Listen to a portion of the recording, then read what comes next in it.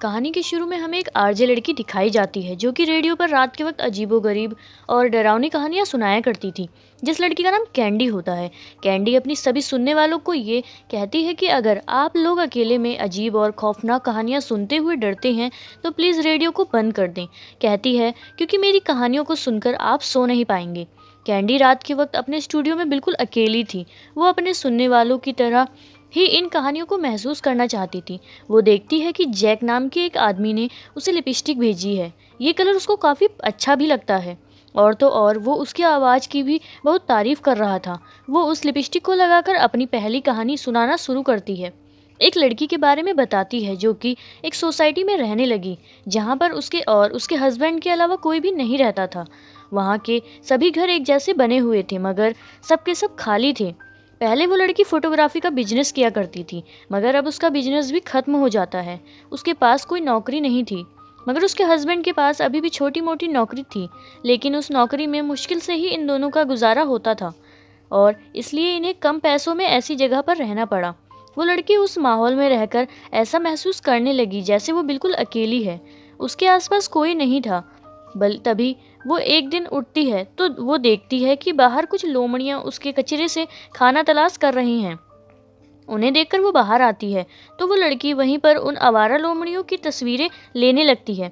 उसे अब उनके साथ रहना अच्छा लगता था। वो सोचती है कि इन लोमड़ियों की ज़िंदगी कितनी अच्छी है, ना ही इन्हें कोई फिक्र है और ना ही किसी किसी चीज़ के बारे में सोच। वो अब दिन रात उनके साथ रहने लगी और तस्वीरें बनाने लगी। उसे उन लोमड़ियों के साथ रहकर ऐसा लग रहा था जैसे उनके साथ उसका कोई रिश्ता है।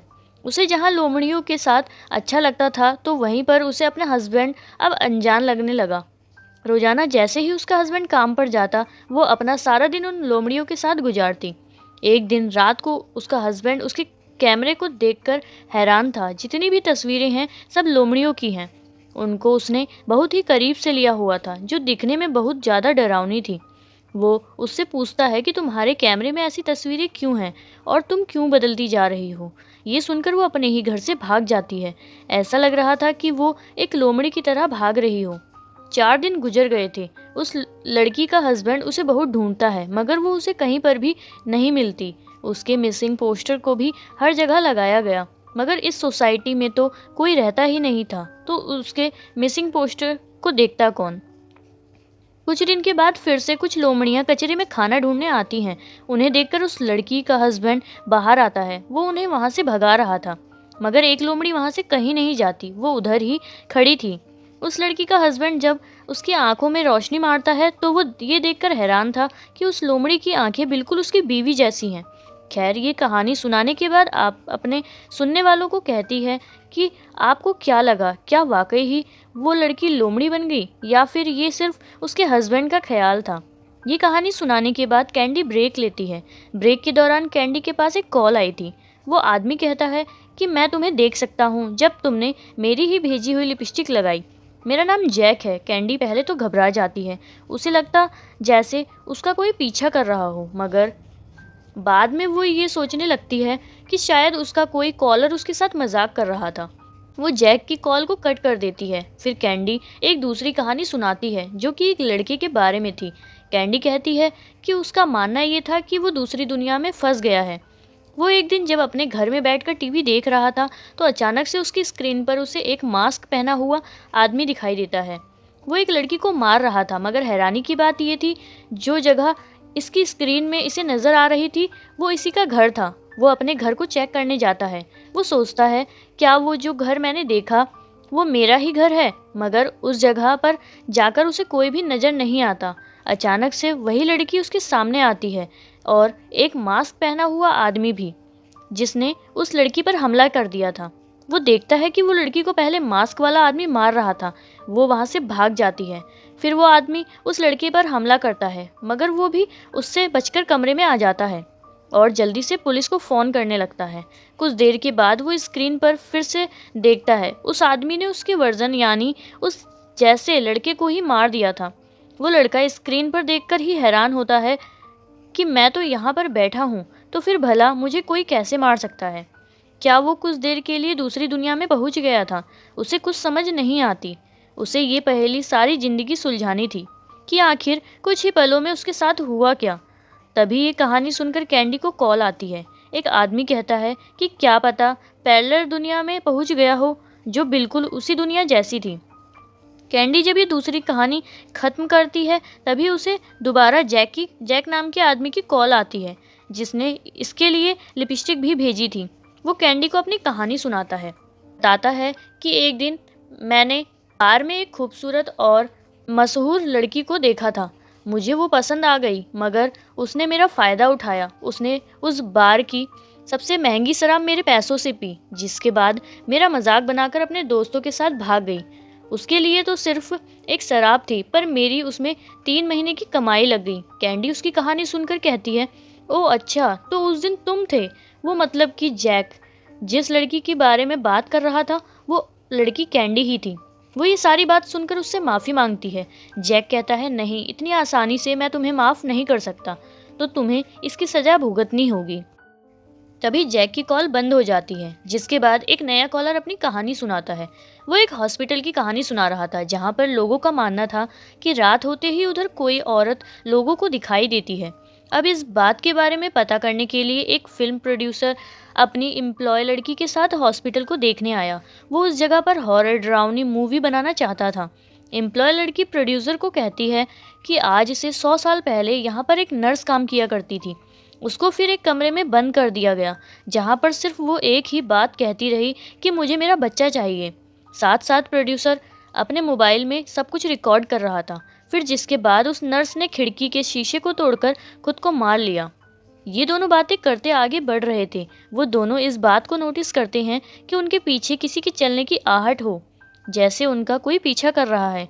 खैर, वो इस बात पर ज़्यादा ध्यान नहीं देते। एम्प्लॉय लड़की प्रोड्यूसर को डिलीवरी रूम में लेकर जाती है, जहाँ पर वो उससे बताती है कि कहा जाता है कि यहाँ पर नर्स के बच्चे को पैदा होते ही मार दिया गया, क्योंकि डॉक्टर्स का ये कहना था कि वो बच्चा एक शैतानी बच्चा था। तभी एम्प्लॉय लड़की को फर्श पर गिरी हुई उसी डॉक्टर की तस्वीर मिलती है, जिसे देखकर वो कहती है कि ये तस्वीर तो में जो डॉक्टर है वो तो मेरे दादाजी हैं। वो प्रोड्यूसर से कहती है, ये कहानी सच भी हो सकती है, क्योंकि मेरे दादा ने कभी भी ऐसी कोई गलत काम नहीं किया। शायद उन्हें वाकई लगता हो वो कोई शैतान का बच्चा था। एम्प्लॉय लड़की सारी कहानी प्रोड्यूसर को सुना रही थी कि तभी उधर उन्हें किसी बच्चे की रोने की आवाज़ सुनाई देती है। बंद कमरे में कोई बच्चा कैसे रो सकता है। दोनों जब देखने भागते हैं तो सारे दरवाजे बंद हो चुके थे। तभी एक औरत पीछे से प्रोड्यूसर पर हमला कर देती है। एम्प्लॉय लड़की ये सब देखकर डर गई थी कि आखिर यहाँ पर कौन होगा जो ऐसा कर रहा है। वो डर से चिल्लाती है कि प्लीज़ हमें घर जाने दो, कौन हो तुम, यहाँ से चले जाओ। तभी उसके सामने एक गुड़िया आती है। उसे अपने पीछे से आवाज़ भी आ रही थी कि मुझे मेरा बच्चा चाहिए। एम्प्लॉय लड़की समझ गई थी कि ये उसी नर्स की आत्मा है जो अभी तक इस हॉस्पिटल में भटक रही है, और लोगों का कहना बिल्कुल सच है। तभी वो यहाँ से डरकर भागने लगी थी। रास्ते में वो देखती है उस नर्स की आत्मा ने प्रोड्यूसर को चीर फाड़ करके मार दिया था। ये देख तो वो एम्प्लॉय लड़की और ज़्यादा डर गई थी। अब वो भागकर उसी जगह पर जाने लगती है जहाँ पर नर्स को रखा गया था। उसके पीछे नर्स की आत्मा भी चलकर आ रही थी, जो बार बार सिर्फ यही कहती है कि मुझे मेरा बच्चा वापस दो। एम्प्लॉय लड़की जिस कमरे में थी वो अचानक से बंद हो जाता है। कैंडी एक कहानी खत्म होने के बाद कहती है कि अगर आप लोगों को क्या लगता है नर्स की आत्मा ने उस लड़की के साथ क्या किया होगा। तभी कैंडी के पास जैक की कॉल दोबारा आती है। वो कहता है कि तुम्हारा वक्त अब पूरा हो गया है, सजा के लिए तैयार हो जाओ। कैंडी ये बात सुनकर बहुत ज़्यादा डर गई थी। वो फ़ौरन से पुलिस को कॉल करती है, मगर जैक अब उसके स्टूडियो के अंदर था, जिसके एक हाथ में शराब की बोतल और दूसरे हाथ में कुल्हाड़ी थी। कैंडी डरकर बाथरूम में जाकर खुद को बंद कर लेती है। जैक भी उसके पीछे पीछे जाता है। वो कहता है, कैंडी तुम मुझसे नहीं बच सकती, आज तो बदले की रात है। वो बाथरूम के बाहर खड़ा होकर कहता है कि तुम लोगों को कहानियाँ सुनाती हो ना, चलो आज मैं तुम्हें कहानी सुनाता हूँ। जैक कैंडी को 2 बहनों की कहानी सुनाता है। वो बताता है कि वो दोनों डॉक्टर्स थी और किसी दूसरे शहर में अपनी मॉम से मिलने जा रही थी। उन्हें काफ़ी रात हो जाती है। वो इसलिए रुककर रास्ते में एक बहन कुछ सामान लेने लगती है, मगर जब वो जाकर देखती है तो वो दुकान बंद थी। तभी उस शॉप के पास एक गाड़ी आकर रुकती है। दूसरी बहन दूर खड़ी ये सब देख रही थी। उस गाड़ी में से एक आदमी बाहर आता है जो बहुत परेशान लग रहा था। वो उसकी बहन को गाड़ी में बिठाता है और यहाँ से कहीं ले जाने लगा था। दूसरी बहन की नज़र जब गाड़ी के पिछली सीट पर पड़ जाती है, जो दूर खड़ी ये सब देख रही थी, तो वो देखती है एक औरत खून में लथपथ है और मदद के लिए पुकार रही है। ये देखकर वो बहुत ज़्यादा डर जाती है और फौरन से पुलिस को कॉल करती है, क्योंकि उसे लग रहा था कि वो आदमी उसकी बहन को अगवा करके ले जा रहा है और जो औरत उसकी पिछली सीट पर है वो उसे मारना चाहता है। वो अब गाड़ी में उस आदमी का पीछा करती है। उसका सारा ध्यान फ़ोन पर था, इसलिए उसकी गाड़ी उस अनजान आदमी से टकरा जाती है, जिससे उस आदमी की गाड़ी एक पेड़ पर जाकर लगी। उस पेड़ की टहनियाँ उसकी गाड़ी के आगे के शीशे को तोड़ देती है, जिस वजह से सभी उस गाड़ी में मर गए थे। जो वो गाड़ी का दरवाज़ा खोलकर देखती है तो उसकी बहन के हाथ में एक छोटा सा बच्चा था जो कि रोए जा रहा था।